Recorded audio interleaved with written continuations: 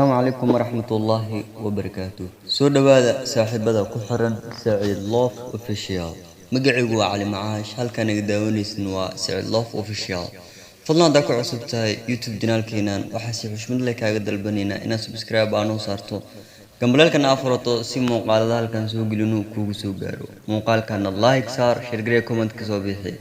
aad iyo aad u mahadsantahay. Hadda maanta waxaan rabnaa in aan ka hadalno ama in aan xoogaa falanqeyno arinta ka taagan Muqdisho oo ah arinta wadooyinka.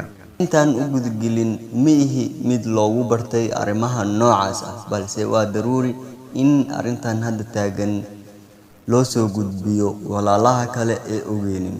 Okay, waxaan ka bilaabeynaa wadada isku xirta X control Afgoy ilaa Muqdisho wadada isku xirta. Sidoo kale waxaan dul mareynaa wadada kale ee ka imaanayso Argada ilaa Daynile isku xirayso. Sidoo kale wadada kale ka imaanayso isgooska Bakaaraha ee aadayso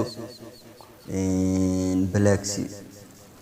aan ku bilaawno wadadan X control Afgoy.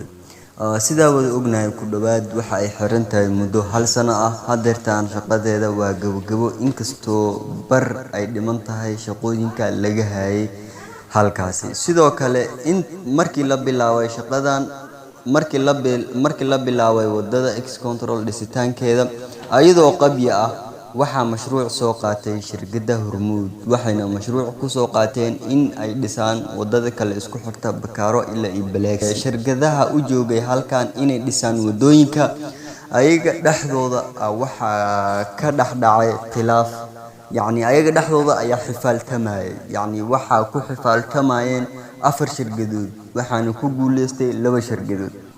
awalan shirkadda Turkiga ayaa heysay shaqadaasi muddo markii ay ku jirtana hooshii ay u kala socon weysay, caqabado ay ka hor imaadeen, wixii ay ku cuslaatay waa laga joojiyay. waxaa lagu wareejiyay hadda qolo kale ama shirkad kale ka socoto dalka Shiinaha. dalka Shiinaha lagu wareejiyay shaqooyin fara badan oo ay ka qabteen. inta heysay shirkadda ka socoto Turkiga inta heysay sidoo kale mashruuca wuxuu ahaa hadii ay dhisaan wadadan sida ugu dhaqsiyaha badan Muqdisho ilaa X sida ugu dhaqsiyaha badan hadii ay ku dhisaan in lagu wareejin doono qandaraasyada kale labadaas kale wado isgooskaas ilaa iyo Daynile. taasi ma aysan dhicin. caqabado badan ka hor imaaday shirkadahan. waxaa dhacday shirkadda Hormuud oo gaatin ugu jirtay qandaraasyadaasi in ay soo qaadato qandaraaska isgooska Bakaaro ilaa iyo Balaxi inay dhisto.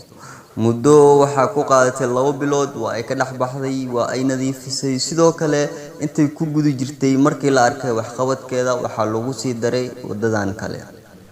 labadooda jumla waaxid ay u dhameysay. waxaa soo haray qoladan kale Turkiga. shaqada waa laga joojiyay. hadeer waxaa lagu wareejiyay qolo kale oo Chinese ah. sidaad arki kartaan ama warbaahinta qaar ay baahiyeen wadooyinka qaar barka bar waa ay dhiseen, inkastoo hadeer ay dhiman yihiin bar kale. mashruuca sidaas u socday. meesha waxaa ku xifaaltamayay 5 shirkadood oo ay ka mid tahay Hormuud oo Soomaali laga leeyahay, sidoo kale Bruj oo Turki laga leeyahay, iyo shirkadan kale Kad oo Jeynaha laga leeyahay, iyo shirkad kale oo Imaaraat ay soo dirsatay. aad iyo aad u mahadsantahay. haddii aad ka heshay mawduucan, fadlan haddii aad ku cusub tahay subscribe saar, like, share, comment waa dhankaaga. inta muuqaal caynkan oo kale aan ku kulmi doono. wassalaamu calaykum waraxmatullaahi tacaala wabarakaatuh.